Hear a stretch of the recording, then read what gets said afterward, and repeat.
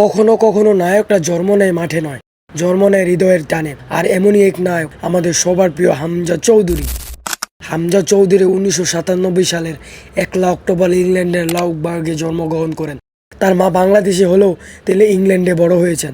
ইংল্যান্ডে জন্মানো এই তরুণের শিকড় কিন্তু বাংলাদেশের মাটিতে। লেস্টার সিটি জার্সিতে প্রিমিয়ার লিগে নিজের নাম লিখিয়েছেন, ইউরোপে খ্যাতি পেয়েছেন।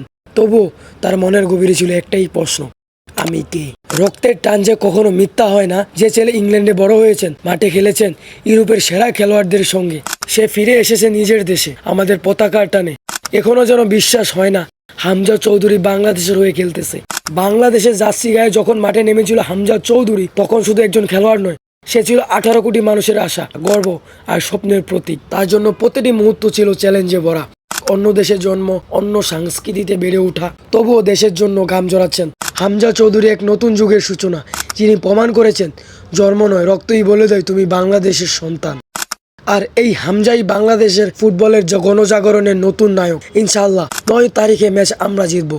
আর যদি নাও জিতি, তাহলেও আপনিই থাকবেন আমাদের নায়ক হামজা, জামাল, সামিদ, সৌম। আমরা সব সময় আপনাদের সাথে আছি। 18 কোটি বাঙালি আপনাদের সাথে আছে। চলো যাই একসাথে তাদের সাপোর্ট দিই।